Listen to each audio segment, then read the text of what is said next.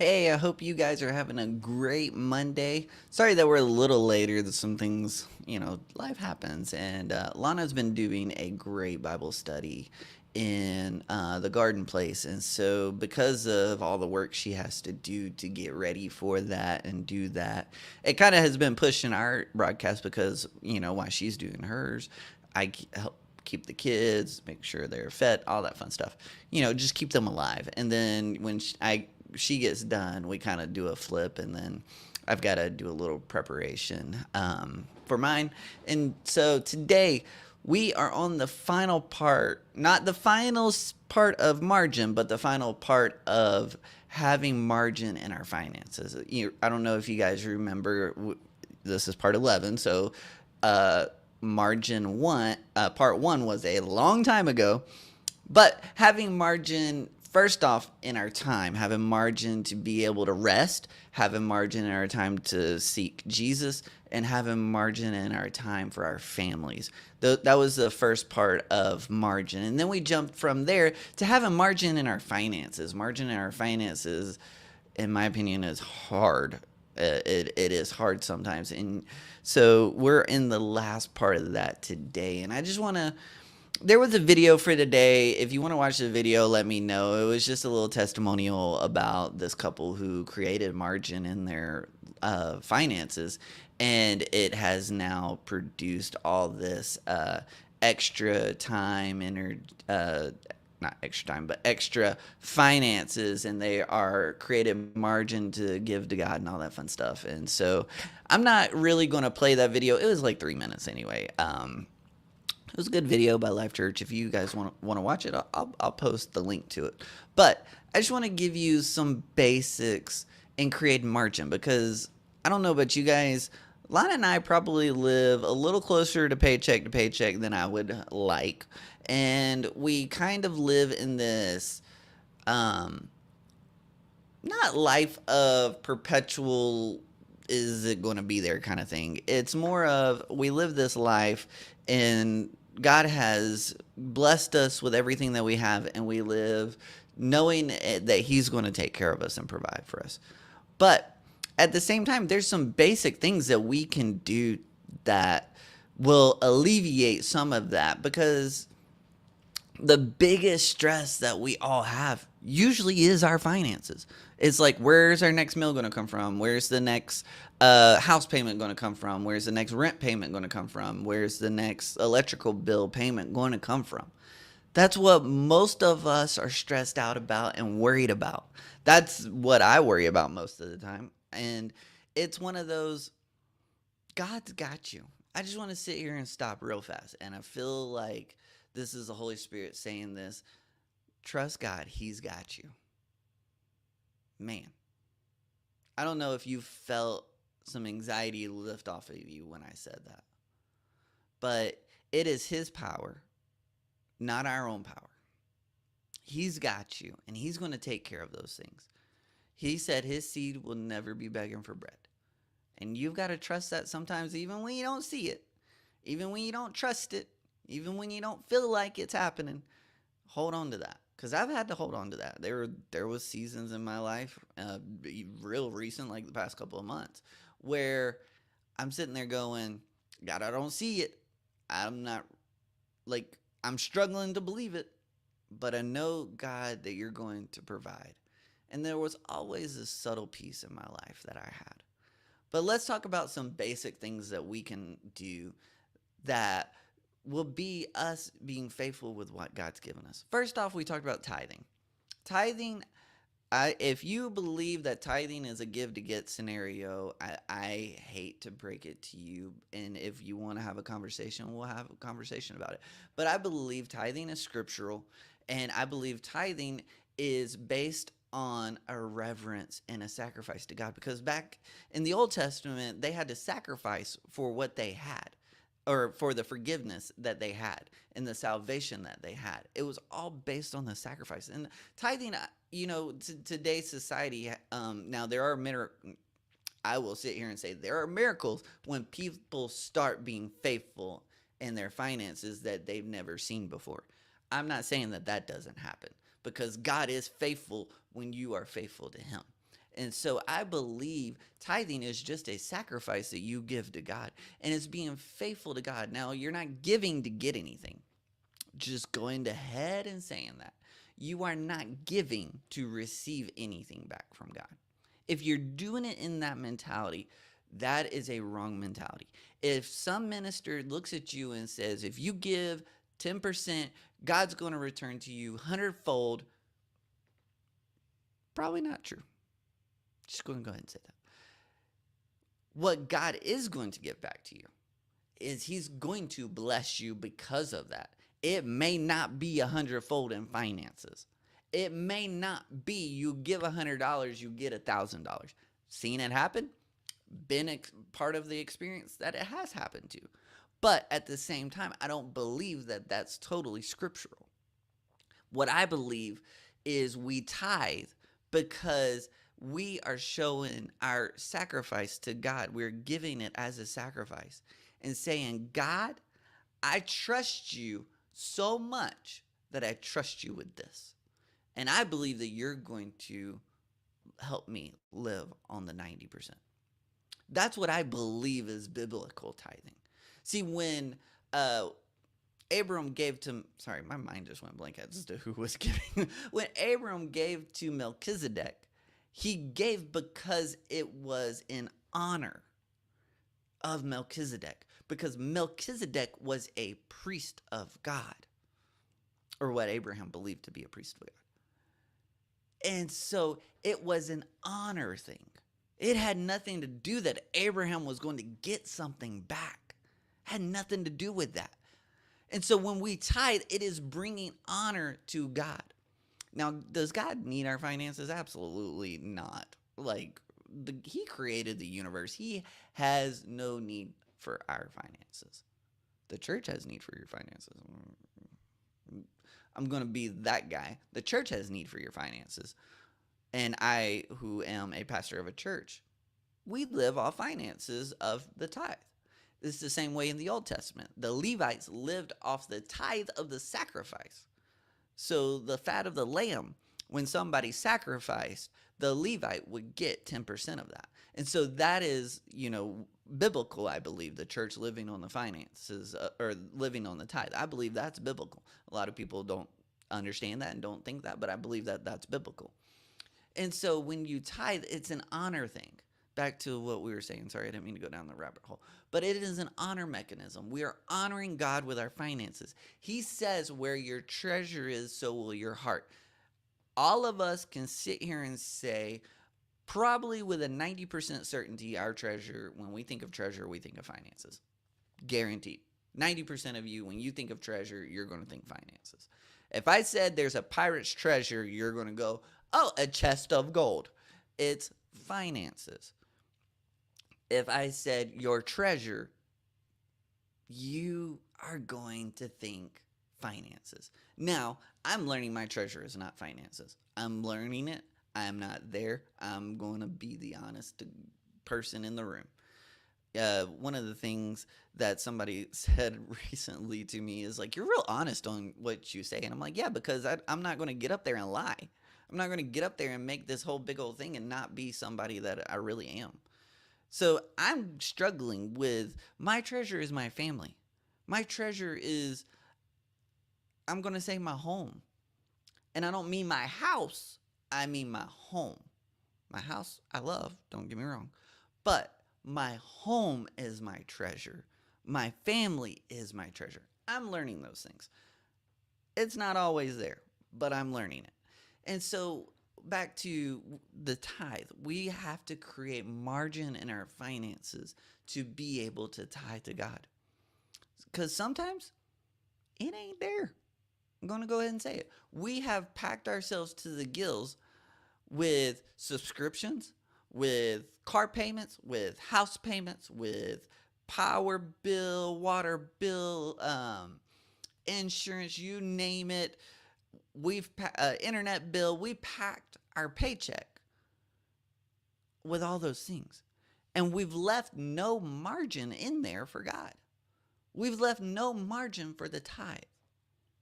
And the thing we've got to sit back and say, am I living a life that's above my means. And you may look at me and go, "No, I have everything I need, but I don't have anything after that, but I've got everything I need." And the thing is, God doesn't want you to live in that way. There may be some things that you need to give up.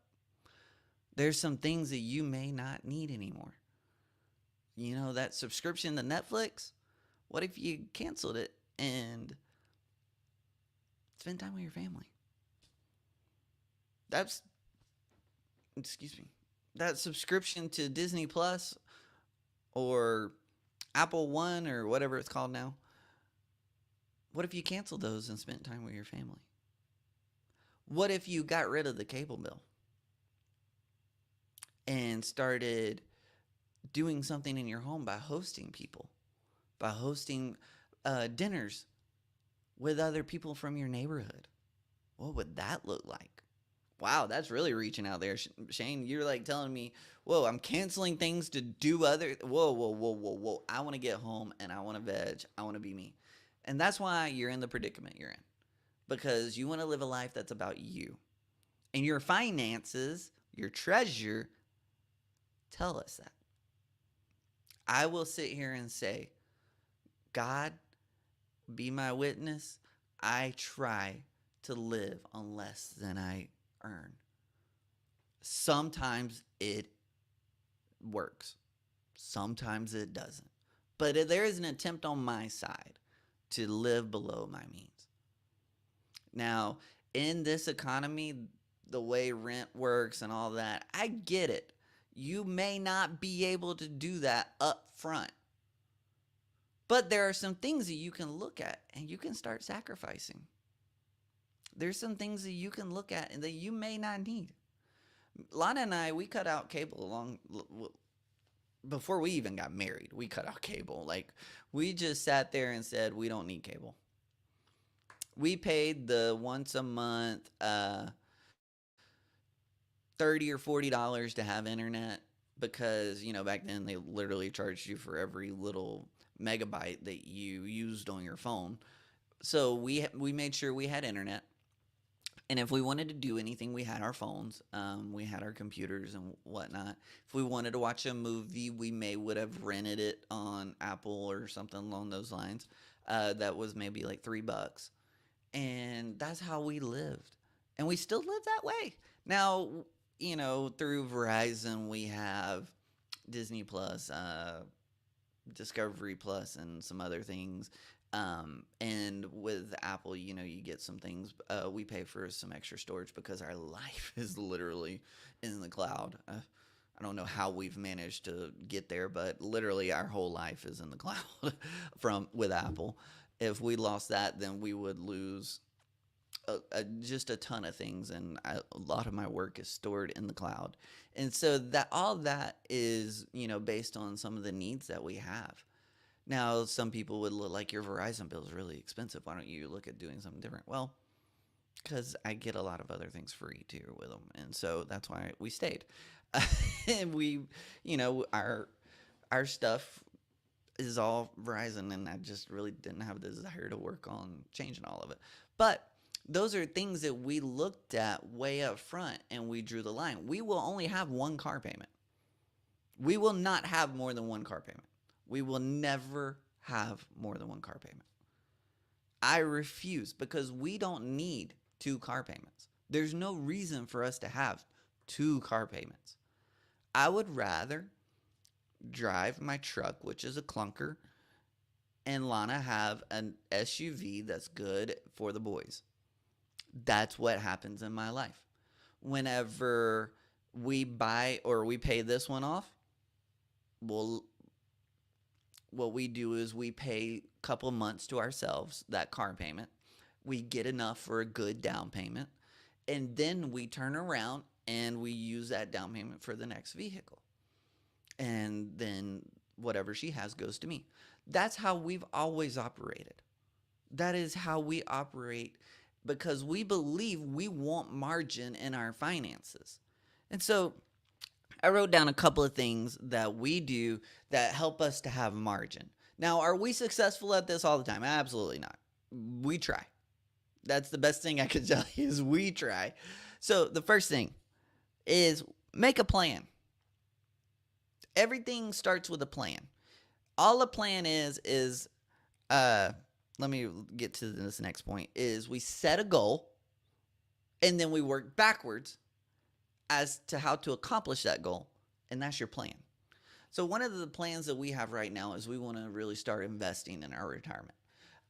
We worked at a church who, at the very end of us working there, set up some retirement stuff. And by that point, it was kind of if we actually did it kind of thing. But now we're like, hey, we're getting a little older. We don't want to work forever. So let's look at starting some retirement. So we've set some goals. We want to start investing X amount of dollars for retirement every month. That's one of our goals. Have we made it there? No, but we're working towards it. That's a goal that we have. And we've set a plan in place to accomplish that goal. And within all this, we're working on setting up a budget that fits what we need and have now. And we will live within that budget. One of the things that we set in that budget is we want to make time for me and her. And so we have set margin within that budget so that way we can pay a babysitter or send them to my dad's or whatever it is. And Lana and I could go out to eat and have a nice out to eat, not a IHOP out to eat. Granted, if you know the joke, Lana and I love IHOP. And we anyway, it's a long story. When we first got married, we ate at IHOP a lot and we loved eating there anyway.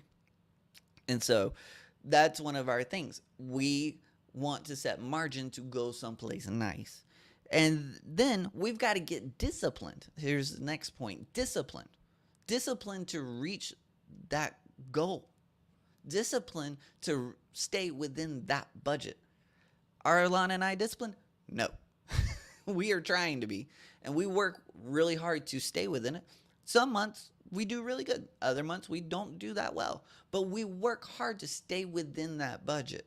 And we give up some things. We give up some nights out to eat. We give up some days that we want to kind of splurge a little bit at the grocery store. We give up some of those things. But because we've lived this way, some friends came over. We were able to provide them lunch. We really wanted to provide them dinner. They pitched in on dinner, but the goal was we had margin within our finances to be able to do that. We had set up a budget and stayed within it and been able to do that. And we set a budget so we can be a blessing to other people. And that's the last thing. We want to be disciplined to be able to be a blessing. And that's the whole thing with setting up margin. If you listen to any of Dave Ramsey's stuff, his whole point is you want to have margin in your finances to be able to be a blessing to other people. And that's what we want to do. Am I a Dave Ramsey fanatic? Absolutely not. Love his concept, loves his points, think they're impractical. I will give you one snippet. Obey everything he says, but have a credit card and use it, but pay it off. Like, if the way you use a credit card is if you have money in the bank, you need to go ahead and deduct that money out of the bank to pay that credit card purchase. Got it? Just saying. That's how you should use a credit card. We use a credit card for large purchases. We set our credit limit really low. We could have probably opened up several cards and be completely fine and have no issue. But we set our credit limit real low. It's only $1,000. We have no intention of raising it. And we live like anything larger that we need to purchase, we do that. But we only make that purchase if we know we have the income to cover that. That's the only way we do it. Say we need some tires on the car or the car breaks down. We have the credit card as the backup. But at the same time, if we make a planned purchase, we make sure we have budgeted the payment for whatever it is. And our goal is to pay it off within a year. That is our goal. We do not let a balance go too long on our cards. That's one of the things that Dave Ramsey would disagree with, But that's one of the things that I believe you've got to build your own credit score. Dave Ramsey couldn't go rent a stinking office complex because he didn't have the credit score to do it. And that's the thing where I feel like all his concepts work great, except for that one little concept there that I believe that you have to have margin and responsibly have credit cards. Not I have access to this. I'm going to go buy an Xbox One. I really want an Xbox One, but I'm not going to go use my credit card to go buy an Xbox One. And so that's the thought process that you have to have. If I go buy this, I'll use the Xbox One as an example. If I go buy this Xbox One, am I going to have margin in my finances? And is it worth giving up something else and adjusting the budget to be able to have that? No, it rarely is ever worth adjusting the budget. And then you got to build a savings. I talked to you guys earlier about Alana and I want to set up a healthy retirement. And we want to work within our budget how to do that. Now, we don't make a lot, so what we invest isn't going to be a lot, but we are setting a goal and a priority to do that. And that's one of the things that we want to be able to have. And so we set a goal to have that savings. And we also are trying to build up a savings. And so there are a lot of things you're probably sitting there going, Shane, I don't have that much extra. And you've got to sit down and start having the hard conversations with yourself. Hard conversations are hard for a reason, because that means we've got to give up something, and we usually don't want to do that. I don't want to give up things. I am the first to say I'm not changing. Very first person to say that. But then God works on me, and Lana works on me. I'm just kidding. But God starts working on me, and there are times where he starts speaking, and he's like, you need to do this, and we'll do that. We'll work to be able to have margin. I will always work to have margin. I don't mind taking on extra jobs to help me have margin. And here's the thing, even when I take on other jobs, I will tithe on all of that. I will tithe on all of it. Every dime that we get, we try to tithe on. I say try because I slip up. I'm not even going to joke with you. Lana looked at me and said, hey, did you tithe on this thing that we got a couple of weeks ago? And I'm like, no, I didn't. And so, now we got to work within our finances to create that tithe. And so God honors, it's not a legalistic thing. It's us honoring God, and God honors us back when we do that. I am going to probably digress from a lot of other pastors at this point. The tithe may not be 10% for you guys. You may set that as a goal and work towards it. And in my opinion, that's okay, because you're starting to, and here's the thing, I believe 10% is what Abraham set in place with Melchizedek back in the Old Testament in Genesis. And so with that being said, I believe that God intended that as a precedent. And I don't believe it's a law. I don't believe in legalism. I don't believe if you're not giving 10%, you're going to hell. I'm not that guy. I'm not. A lot of pastors are like that. I'm just not that person. Because I believe if you're working towards it and you've set a goal that by this date I'm going to reach that, and you're doing that and you're working towards it, I believe God honors that. Because I believe God honors when you're making the stride to honor him. I believe he does. Because here's the thing, when you get saved, are you made perfect right then? Absolutely not. Absolutely not. There's this thing called sanctification, and we all got to work through it. Like I said, I mess up on things. I'm just like you. I ain't better than you. I have what God has given me an anointing for, and I believe that is teaching concepts that are pretty large, like this whole margin series. I believe this is a large series, and there's a lot of things that we're going to talk about within this series. We've got another concept that we're going to talk about tomorrow, but I believe God has anointed me to be able to do this. And so I've got to create margin in my time. I've got to create margin in all I do to do this. And I've got to create margin in my finances to be able to do this. So, what are you needing to give up to create margin in your finances to honor God? What are those things that He's speaking to you? Even as I've been speaking to you, you're probably sitting there going, "Oh yeah, I probably don't need to buy every Xbox game that releases this month.